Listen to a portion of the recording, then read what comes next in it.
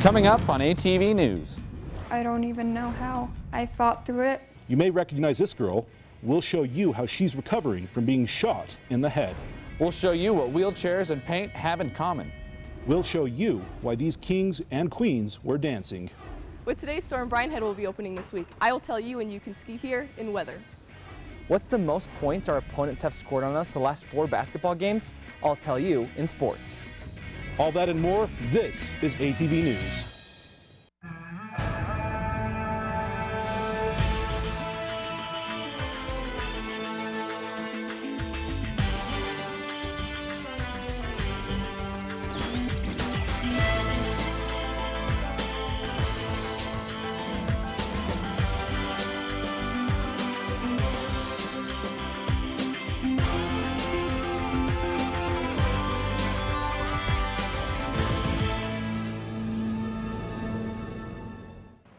We have a caller advising that it may have hit a billboard to the side of the freeway between 31st and Riverdale exit. Would be on the shoulder. You're seeing a plane crash into a billboard right off I-15. Welcome to this edition of ATV News. I'm Nick Poreth. And I'm Michael Kay. That crash was in Roy on Sunday.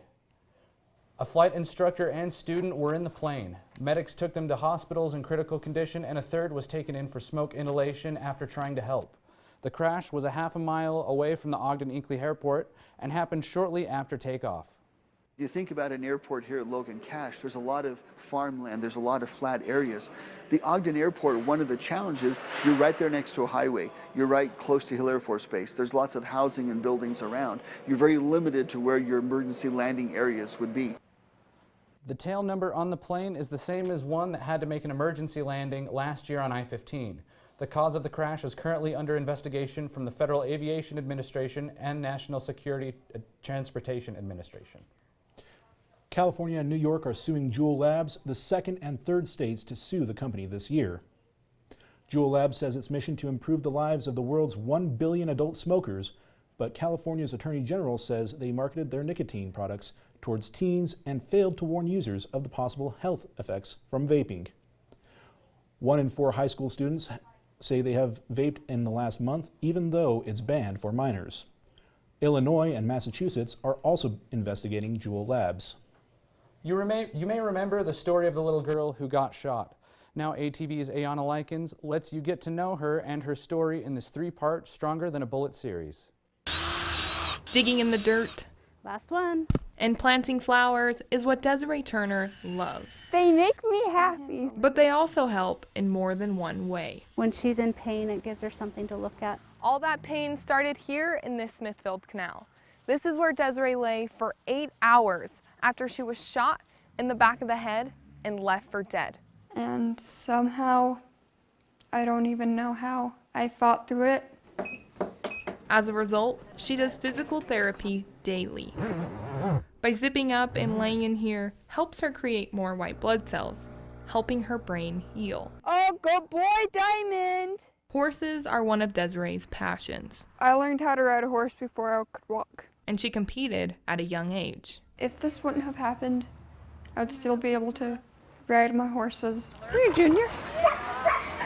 She still competes, but this time with her dog Snoopy. I thought I was never going to show an animal again. Excellent platform. But the duo won just a year after the shooting. Not only is she winning trophies, listen up for a sec. She is also on track to graduate after being set back 2 years from her injuries. I can't just stop. That's not me. I can't just stop. Ayanna Likens, ATV News. You just saw part 1 of the 3-part Stronger Than a Bullet series. Next week, Ayanna will take you to the place where Desiree nearly lost her life. And on December 5th, the last part will air, sharing Desiree's future goals. Millions of people are affected by suicide. You may be one of them. One event is trying to bring awareness to the issue.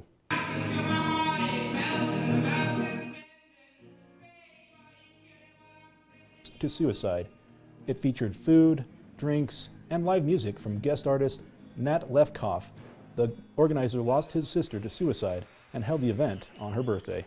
It's something that we should really be putting a lot of effort and money and everything that we can towards to help this become less of a less of an occurrence, this horrible tragedy of suicides. The event raised over $1,200. Proceeds went to the family place. If you would like to donate, you can find a link on our Facebook page.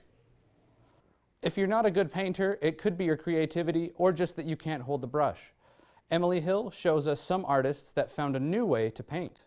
Kaya Eccles is a painter, but that's no brush. Oh, that's nice. How'd you get it to swing in a circle? Jump the Moon Art Studio serves artists with what founder Michael Bingham calls diverse ability. Some of these artists never had the chance to create art until coming to Jump the Moon. Bingham made several tools for artists who might not have use of their hands or legs. For me, it's easier to paint like this, but that's not the case for everyone. Attempted to draw a flower. The artist controls the chair. They move the tube in their left hand to manipulate the bottle of paint. Eccles was in Bingham's high school art class. Now he can give her the same opportunity his other students had. I love seeing the smiles and the giggling and the fun that comes when somebody discovers that they can do something they didn't really know they could do before. Like magic.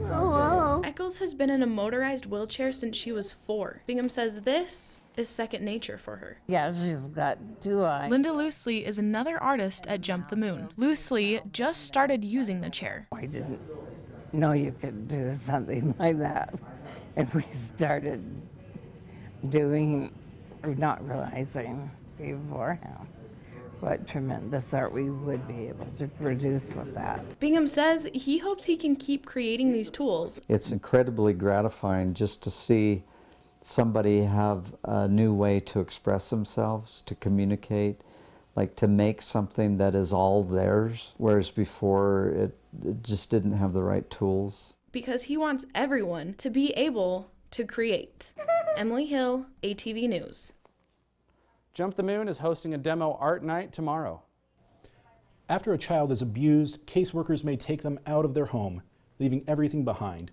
Emily Hill also shows us one group trying to help by giving them back the basics. Stuffed animals, shampoo, diapers. These are all things you might have used without thinking twice about. But Little Lambs is helping people who can't get these things. The founder and executive director said he created Little Lambs after his family helped foster kids. This foundation means everything to me and my family. We help these children with the basic comfort items that they would need while they're transitioning to their new foster home. Comfort kits have a backpack, a hygiene kit, a plush animal, and a toy. Community members donate the supplies. Others donate time, volunteering. Chalfant says volunteers keep the foundation going. My favorite part is just the feeling I get. I just feel like I helped and I just really feel good after. They're putting together diapers tonight, but on other nights they make these hygiene kits. They include toothbrushes, toothpaste, even things like chapstick. So right now, we're just packaging diapers. We package them in sets of 20. Diaper kit assembly is just the beginning. Chalfant says you can also reach out to him to volunteer and donate at drop boxes. Emily Hill, ATV News. Little Lambs Foundation started out helping 50 to 60 people a year. In 2018, they helped more than 11,000 people statewide. To donate or volunteer, use the link on our Facebook page. And you know, speaking of volunteers, Lydia Davis is here from the Climate Sciences, and she's here to tell us about the weather. What are we looking at, Lydia? The full forecast for you after the break. Right now, the current temperature in Logan is 46 degrees. Coming up, we'll show you how local Girl Scouts are building confidence. And why there was a battle at Utah State in a pool. Hey, you. Yeah, you. Getting that college education, what are you gonna do? Graduate and take some office job? Be like everybody else? Or will you dare do something different? Like be a teacher. You could be my teacher. You got the skills. The smarts? Yes, you. You could be the teacher I never forget. That'd be cool. Does that corporate job even have recess? What are you gonna make of yourself? What are you gonna make of me?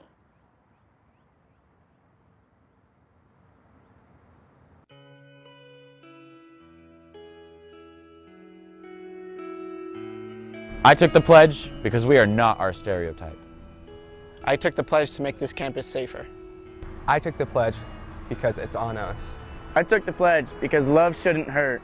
I took the pledge because this is a conversation that must be had. 13% of college women reported they were forced to have sex by a dating partner. On average, 24 people per minute are victims of rape, physical violence, or stalking by an intimate partner. 1 in 3 women in Utah experience intimate partner violence. Since 2000, more than 40% of adult homicides were domestic violence related.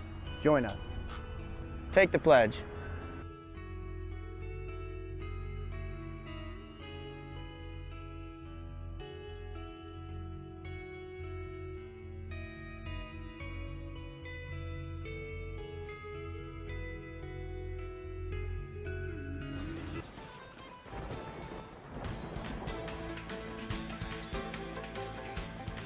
Welcome back to Aggie TV. I'm Lydia Davis with the weather. So let's kick things off with a high pressure system over on the east side of the United States, and this is bringing warm and dry weather conditions. On our side, we have 2 low pressure systems here and over on California. This is bringing our cool and wet weather. Now we'll go to our radar. The southwest is getting some much needed rain, and places like Las Vegas and southern Utah are getting lots of rain, and as well as North Dakota and New England are also getting some rainy conditions. Now for our state radar, you can see this huge storm moving northward. This is what has brought a lot of our colder temperatures and all the rain from last night and this morning. In the southern parts of Utah, St. George has gotten enough rain that they have flash flood warnings. Cedar City and Bryan Head also have winter watch warnings. For the 7-day forecast, we can see how much the rain has cooled things off. The highs are in the 40s and the lows are in the 20s. The clouds will stick around for the most of the week, and so watch out for light rain showers and maybe even some snow tonight. Kicking things off next week, Monday will really cool down even more, so we'll be in the 30s. There will be 40% chance of snow for the rest of the week, so plan ahead for your holidays and drive safe. Back to you, Mike. Hey, thanks, Lydia. You know, USU Residence Life held its 2nd ever drag show. I took a look at what students and performers hoped this event would accomplish. Roughly 800 students attended the show Wednesday night in the Taggart Student Center. It was a party. It was crazy with all the fun music and all the drag queens, and there were some drag kings as well. But it was crazy fun. Over 20 performers danced to raise money for Trans Awareness Week. I feel like even people who aren't part of the community come here to watch it and see all the partnerships and everything, so I think it gives out awareness. Performers also held a Q&A session after the dancing for people curious about drag performances or the LGBT community in general. So I hope that an individual who might be hesitant to attending an event like this will be excited instead and will want to support everyone at the university. While the TSC ballroom may be empty now, students, organizers, and even alumni say that they hope that this event continues for years to come. I just hope that this event can continue on for many years and that we can continue to provide the LGBTQ+ as well as the drag community an opportunity to express themselves and to show the university what they love. And if you missed the show this year, go next year. Shame on you for not going. And just support LGBT students. Questions about the LGBT community, you can find their office at the Inclusion Center on the 3rd floor of the TSC. There are over 8,000 Girl Scouts in the state of Utah alone. Ariana Piper shows you how some of them are building confidence with the help of the Kappa Delta sorority. Girl Scouts make friendship bracelets at the Girl Power Palooza. We do events with them to help inspire them to have good role models and to chase their dreams. Parents and troop leaders say the Girl Scouts look up to Kappa Delta members. They need those role models, and to be able to see them at the college, that's really helpful so they know how far that they can go. I'm outside of Kappa Delta sorority at Utah State. In the past, sorority events were held here. This semester, Kappa Delta worked with the Girl Scouts on a statewide level, meaning all Girl Scouts in Utah were welcome to attend. We're the only Kappa Delta chapter in Utah, so it was fun to bring all of the Girl Scouts from Utah together because not all troops have Kappa Deltas in their neighborhood. The Girl Scouts rotated stations. Each station taught them a lesson about confidence. The first station was making friendship bracelets. We have activities where they get to like decorate mirrors and talk about like things that they're really good at and things that makes them beautiful. There's a little butcher paper station where they're going to trace their bodies and write things that their bodies can do, like my body can jump and my body can run. A Girl Scout says her favorite part of spending time with Kappa Delta is that we get to do lots of fun things. Dunlop says that it is hard being a girl in the culture we live in. I think it's important to have those women friendships where like you're building each other up and you're inspiring each other to chase your dreams. Because of that, like I'm so grateful that Kappa Delta brought me those women. Ariana Piper, ATV News. For more information on the Girl Scouts of the USA, you can visit the link on our Facebook page. Canoes filled the pool in the Hyper Building Thursday. Austin Elder is live to show us why. That's right, Nick. This pool is usually used for swimming and intramurals, but Thursday, this was a canoe battlefield.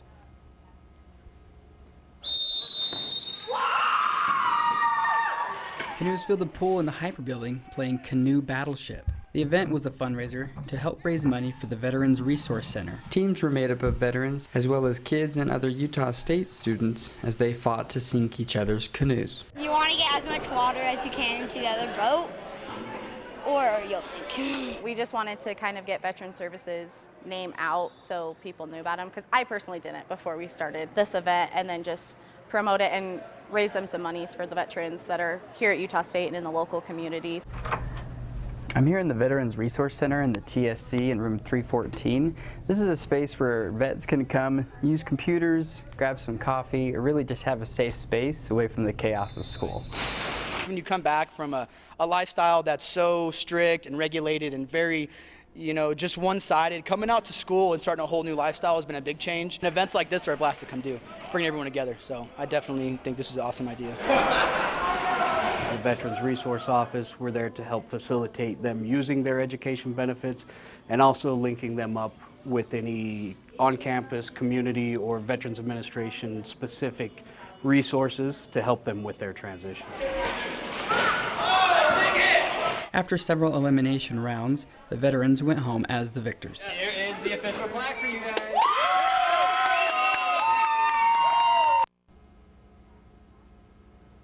The Veterans Resource Center is open to student vets Monday through Friday from 8 a.m. to 5 p.m. Live from the Hyper Pool, Austin Elder, back to you, Mike. Thanks, Austin. Well, wouldn't expect that to be the type of water sports you'd see at USU, but Shay, what can you tell us about the upcoming Aggie sports? Yeah, I have a lot to cover. And coming up, the Aggie defense plays a big part in the win over Wyoming. I'll show you who the top performer was. Yeah, I'm excited. I don't like winter a whole lot, but I'm excited for snow. And snow is on the way. See how people are preparing for winter sports.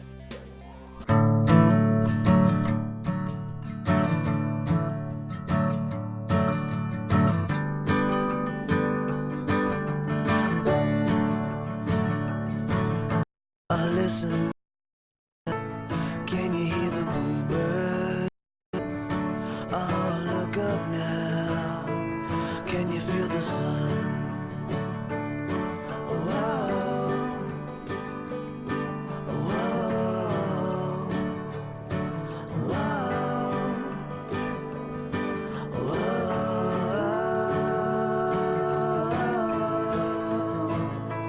Can you feel the sun?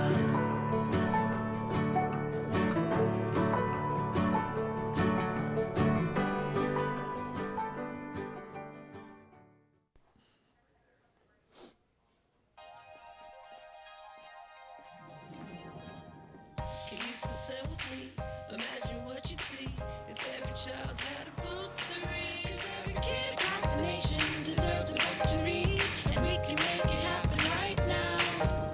No, I don't know what you've been told, but kids with books learn so much more. So the mission is for us to get a book to each and every child. So let's join hands, book people unite, unearth hidden passion. To motivate some magic, to change the writing on the wall, writing on the wall. One book can make a difference. One book can inspire a child.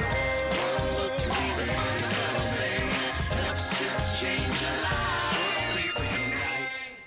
Read to a child today and spark a lifetime of ambition.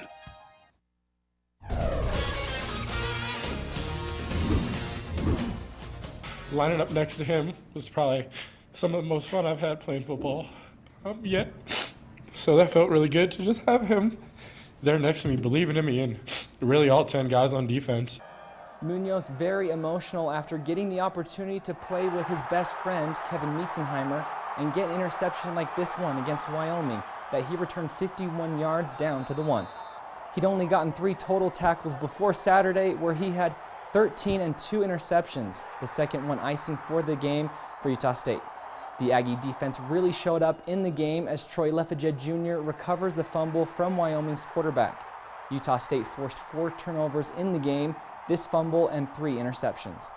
Jordan Love threw one of his 2 touchdown passes of the day here to Cioce Mariner, 80 yards down the sideline. It was the longest play of the game and his longest pass of the season. Dominic Eberle kicked 4 field goals in the game, the most he's made in any game this season. Love's second touchdown pass went to Gerald Bright for 35 yards. Love finished with 282 passing yards in the game, but left late due to an undisclosed injury. But Utah State still pulled it off, 26-21. Welcome to ATV Sports, I'm Shea Densley. Eric Munoz was announced as the Mountain West Defensive Player of the Week for his performance against Wyoming. Saturday wasn't the only day that Munoz would be emotional. Mountain West Defensive Player of the Week, obviously well-deserved as he goes through it, okay? Remember, it wasn't that way 14, 15 days ago. Got us in a position in the game we had to win, we needed, he made special plays in that scenario. Next clip. Okay, obviously, like I said, walk on linebackers. You know what happens next? That.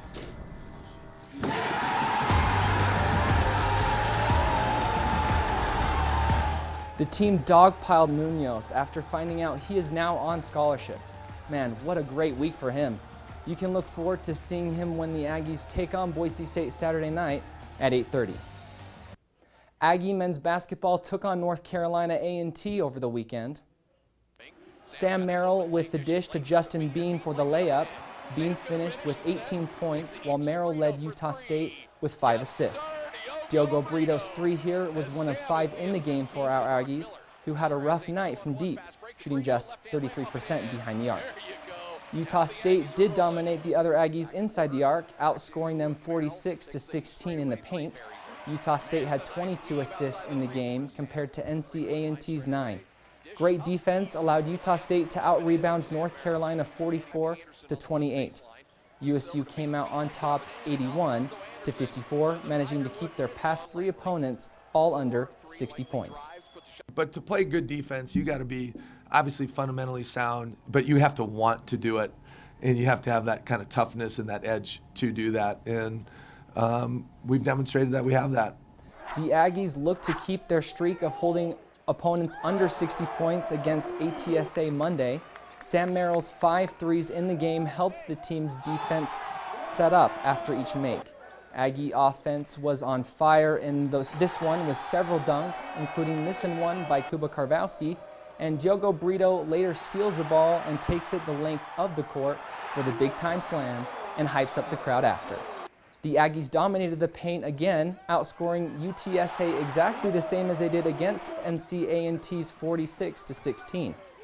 Merrill led the team in scoring with 21 points, while Bean had 11 rebounds, including an outstanding 8 offensive boards.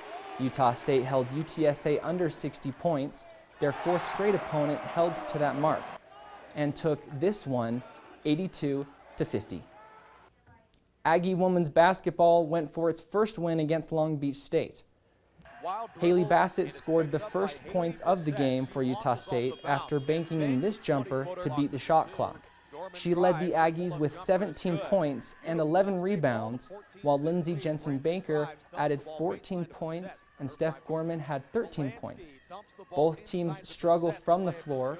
Aggies shot just 34%, while the 49ers shot just over 30%. Utah State won the rebounding battle 44-33. Aggies survived despite turning the ball over 19 times and get their first win 56-48. The hockey team started off the first game of a back-to-back by destroying Grand Canyon University in a 9-goal shutout victory. The Aggies' 5th goal of the game came just halfway through the second period. However, it was Sean Johnston's 3rd goal of the game, giving him the hat trick. The Aggies' next goal came on the power play and was the one that chased Grand Canyon goalie Michael Barabash out of his net. USU continued their physical domination with this shift from Chris Cutshall, where he lays 2 crushing hits, including this one. That's not legal hit right there. Cutshall took some punishment along the boards for that one and served some time in the box. Their domination on the scoreboard continued also as they put up 3 more goals to seal their 9-0 victory. All of them were bar down burners from the hash marks, that last one popping the goalie's water bottle. Ethan Weiss, USU's goalie, recorded the first shutout of the season and had this to say. We started out strong, scoring 4 goals there, so we want to come out strong again. Our goal was to score 10 goals. Unfortunately for the Aggies, they didn't get 10 goals in their next game against Weber State. They did, however, take 10 penalties, which made it difficult for them to complete a comeback after only being down by 2 goals to the Wildcats early in the 3rd period. The Aggies pushed hard, dominating in the 3rd, but were only able to get within 1 after this goal from Austin Moser. Utah State finished the game with 4 goals to Weber State's 5 on Military Appreciation Night. Aggies volleyball lost at Colorado State and at Wyoming's last week. They take on San Diego State and Fresno State at home this week in their final games of the season. Skyview football takes on Park City this Friday for the 4A state championship at Rice-Eccles Stadium in Salt Lake City at 11 a.m. The Bobcats are going for their first state title in football. You're all caught up on Cache Valley sports. Back to you guys at the desk. All right, well, hey, thank you, Shay. Ski resorts in Utah are getting ready to open once it snows. Kendall Douglas went to a ski shop to find out how you can be ready to hit the slopes. Ski techs at the Sportsman enjoy fixing skis and getting them ready for the winter. It's satisfying, like making a ski or a snowboard that's pretty beat up, making it look nice at the end. That's really satisfying. Sometimes we'll have skis or a snowboard come in they're just ripped up on the bottom with gashes and stuff like that, and we can make them like new. Skis go through a grinder. It takes the edge off any gashes that are in the ski. So when they do get waxed, they get a smooth finish. Whatever people want done to their skis, we'll do it. These are my skis. And while it's not time to get fully decked out in gear just yet to get up into the mountains, the shops say it is a good time to get your skis and snowboards checked to see if there's any gashes that need to be filled in and to get them a good wax. This is the wax that goes on the skis. It gets heated with an iron and spread across the entire ski. It's to reduce friction between the ski and the snow. This prep has workers at the shop ready to get on the slopes. For me, it's just if it snows and I have time, I'll go up and go snowboarding. Yeah, I'm excited. I don't like winter a whole lot, but I'm excited for snow. Kendall Douglas, ATV News. Brighton is the only ski resort open in Utah right now, but other resorts have opening dates scheduled in the next couple weeks. You know, I'm pretty excited for the snow, but after a certain point, I get a little bit sick of it. But I say bring it on for the first little while at least. You know, I'm never a big fan of the snow, but you know, after seeing that pack of how skis are, how to prepare your skis, I definitely am not interested in skiing at all now. So, thank you for joining us for this edition of ATV News. You can catch all of our latest editions on our Facebook page. We'll leave you with some shots of a different type of painting.